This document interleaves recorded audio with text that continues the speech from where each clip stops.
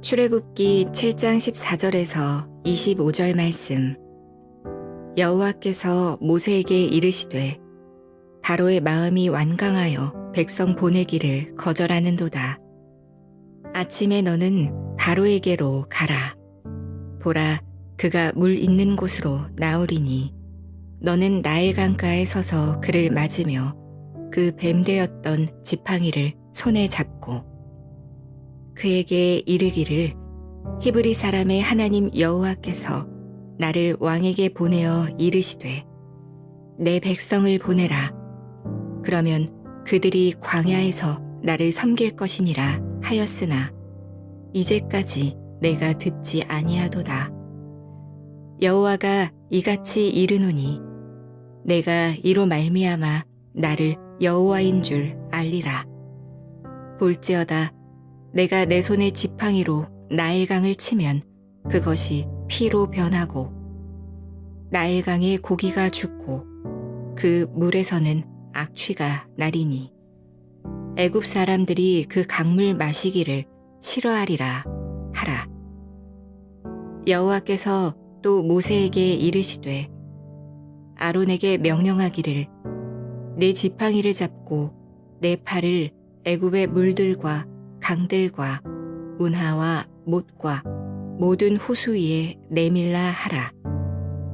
그것들이 피가 되리니 애굽 온 땅과 나무 그릇과 돌그릇 안에 모두 피가 있으리라. 모세와 아론이 여호와께서 명령하신 대로 행하여 바로와 그의 신하의 목전에서 지팡이를 들어 나일강을 치니 그 물이 다 피로 변하고 나일강에 고기가 죽고 그 물에서는 악취가 나니 애굽 사람들이 나일강 물을 마시지 못하며 애굽 온 땅에는 피가 있으나 애굽 요술사들도 자기들의 요술로 그와 같이 행함으로 바로의 마음이 완악하여 그들의 말을 듣지 아니하니 여호와의 말씀과 같더라. 바로가 돌이켜 궁으로 들어가고 그 일에 관심을 가지지도 아니하였고 애굽 사람들은 나일강 물을 마실 수 없으므로 나일강가를 두루 파서 마실 물을 구하였더라. 여호와께서 나일강을 치신 후 이레가 지나니라. 샬롬. 오늘도 하나님의 말씀으로 하루를 시작하신 여러분들에게 하나님의 은혜와 평강이 충만하게 넘치시기를 간절히 축복합니다. 2025년 6월 3일 화요일 출애굽기 7장 14절에서 25절 말씀을 가지고 예배자를 부르시는 하나님이라는 제목을 함께 말씀 나누도록 하겠습니다. 한국 야구 역대 최고의 감독 중 한 명으로 꼽히는 김성근 감독이라는 분이 있습니다.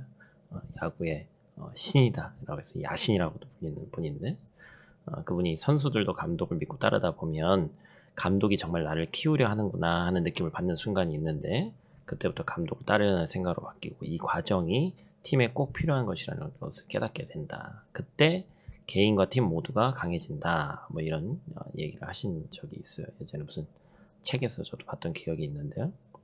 나의 리더가 진심으로 나를 키우려고 한다는 사실, 진정으로 나를 살리려고 한다는 사실을 깨달을 때 리더를 따르고 싶은 또 그 마음에 강력한 신뢰와 믿음이 생기는 것이죠. 그러한 시간과 과정을 통해서 개인과 팀은 리더에 대한 신뢰를 중심으로 연합하게 된다는 것입니다.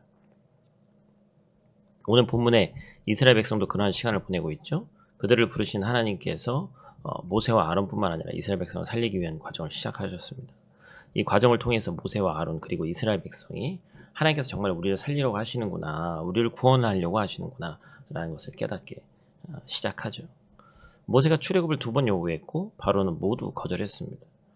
모세와 아론, 이스라엘 백성은 출애굽이 계속해서 지연되는 상황을 지켜보면서 어떤 생각이 들었을까요? 이러다 바로의 미움을 더 사는 것은 아닌지, 하나님의 말씀 때문에 오히려 자신들이 어려움에 빠지는 건 아닌지 의심과 불안이 생겼을 것입니다. 하지만 하나님께서는 단순한 요구를 넘어 이스라엘 백성을 살리기 위한 역사를 시작하십니다. 이 과정을 통해서 모세와 아론 그리고 이스라엘 백성은 하나님께서 진정으로 자신들을 살리기 위해서 일하고 계시다는 사실을 경험하기 시작합니다. 하나님께서는 얼마든지 손쉽게 바로를 꺾으시고 이스라엘 민족을 출애굽시킬 수 있었습니다.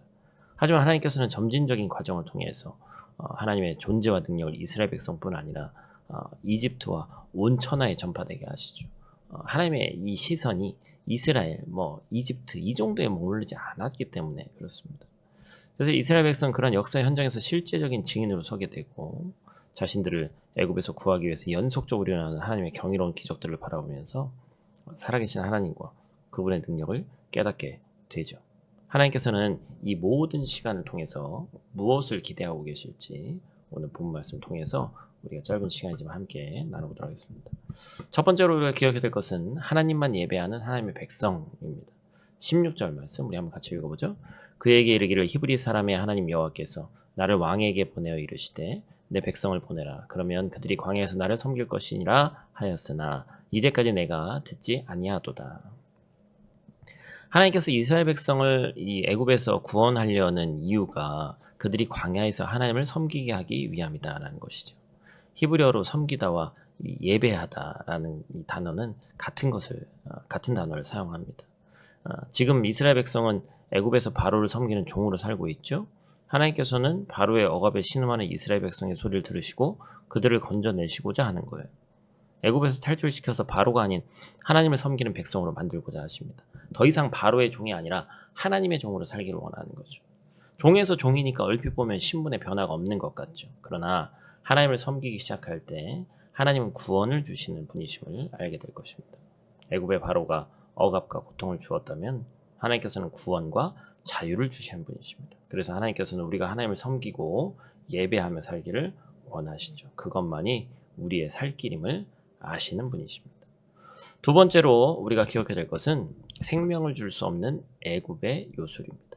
모세가 하나님의 경고와 명령을 바로에게 전달했으나 바로는 이를 거절합니다. 하나님께서는 모세에게 하나님의 명령을 무시한 바로를 다시 찾아가라고 말씀하셨죠. 그때 아침이었고 바로는 나일 강가에 나와 있었습니다. 본문을 히브리어 원어로 보면 바로가 나일 강가로 나오는 일을 습관적으로 했음을 알 수 있습니다. 바로가 이렇게 이른 아침에 강 쪽으로 나왔던 것은 나일강을 관장했던 크놈 신에게 제사하기 위해서였는데 지금도 이집트 엘레판티네 섬에는 이 크놈 신전이 유적으로 남아있다고 하죠. 이 크놈 신은 뭡니까? 처음에는 홍수의 신으로 불리다가 나일강의 진흙과 침전물들이 내려와서 하류에 농사를 짓게 되고 삶의 터전을 이루게 되니까 점차 아이의 몸을 만들어주고 모든 것을 이루게 하는 창조의 신으로 여겨졌습니다. 하나님께서는 바로가 하나님의 명령을 듣지 않았기 때문에 나일강이 피로 변하고 강에 고기가 죽고 물에서는 악취가 날 것이다 이렇게 얘기합니다. 그리고 모세와 아론은 여호와께서 명령하신 대로 행동했습니다. 20절 말씀 우리 한번 같이 읽어보죠. 모세와 아론이 여호와께서 명령하신 대로 행하여 바로와 그의 신하의 목전에서 지팡이를 들어 나일강을 치니 그 물이 다 피로 변하고 아론이 지팡이를 들어서 바로와 신하들이 보는 앞에서 나일강에 물을 쳤어요. 그러자 나일강의 물이 모두 피로 변하고 물고기들이 죽고 강에서는 냄새가 나기 시작했습니다. 이로 인해서 애굽 사람들은 그 물을 마실 수가 없었죠. 게다가 이집트 모든 땅에 모든 곳에 피가 있었죠. 하나님께서는 이렇게 나일강의 풍부한 평야지대와 이 쿠눔신이라는 애굽의 경제와 종교의 중심을 강타하셨습니다. 이번에도 애굽의 마술사들이 마술을 부려 똑같이 일을 했습니다. 22절 말씀 애굽 요술사들도 자기들의 요술로 그와 같이 행함으로 바로의 마음이 완악하여 그들의 말을 듣지 아니하니 여호와의 말씀과 같더라. 오늘 본문은 자기들의 요술로 그러한 일을 했다고 얘기하고 있습니다. 히브리어 원어를 보면 자기들의 요술은 은밀한 숨겨진이라는 의미를 가지고 있어요. 즉 모세와 아론이 행한 것처럼 전능하신 하나님의 능력으로 물을 피로 만든 것이 아니라 은밀한 눈속임으로 행한 것임을 알 수 있습니다.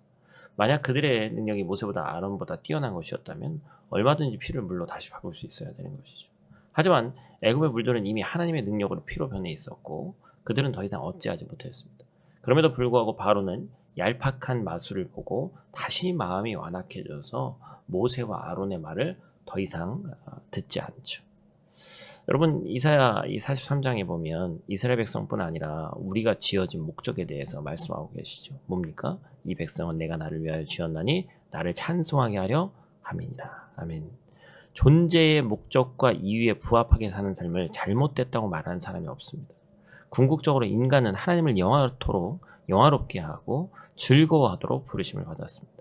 구원받은 하나님의 백성은 죽음 이후에도 하나님과 함께 영원히 복된 삶을 살 것입니다. 그러므로 하나님의 백성은 영원한 예배자라고 할 수 있어요. 세상은 그들만의 술수로 하나님을 흉내내고자 합니다. 하지만 생명을 주지 못합니다. 죄와 죽음의 문제를 해결하지 못합니다.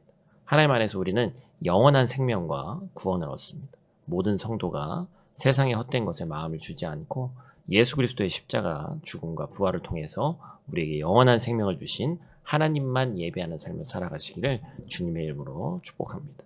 우리 다 같이 있는 자리에서 함께 기도하고 마치도록 하겠습니다. 사랑과 은혜의 아버지 하나님, 오늘도 새 하루를 우리에게 허락하시니 감사를 드립니다. 오늘도 우리 삶 속에서 주님만 예배하는 예배자가 되길 원합니다. 바로가 아닌, 세상의 우상이 아닌 하나님만 섬기게 하시고 억압의 종이 아닌 자유한 주의 종으로 살아갈 수 있도록 하나님 도와주시옵소서.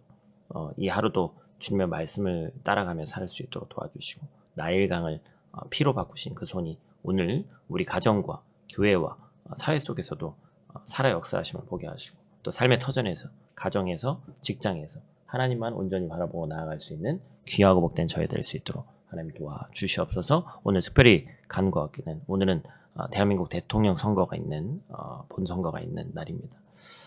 또 조금만 시간이 지나면 이제 대통령이 또 이제 새로운 대통령이 탄생하게 되는데 그 가운데 거룩한 하나님의 뜻이 온전히 이루어질 수 있도록 도와주시옵소서. 자기 욕망, 주변에 있는 사람의 사리사욕을 채우는 정말 그릇된 지도자가 아니라 진실과 공의로 나라를 이끌 지도자가 바로 세워지게 하여 주시옵소서. 사람의 술수와 탐욕이 이끄는 것이 아니라 하나님의 지혜가 이 나라를 다스리게 하시고 교회는 정치 앞에서 흔들리지 않고 더욱더 하나님을 바라보며 예배의 자리를 굳건하게 지킬 수 있도록 하나님 도와주시옵소서. 오늘도 우리를 예배자로 부르신 그 목적을 잊지 않게 하시고 주님을 찬양하며 살아가게 도와주시옵소서. 예수님 귀하신 이름으로 기도드립니다. 아멘.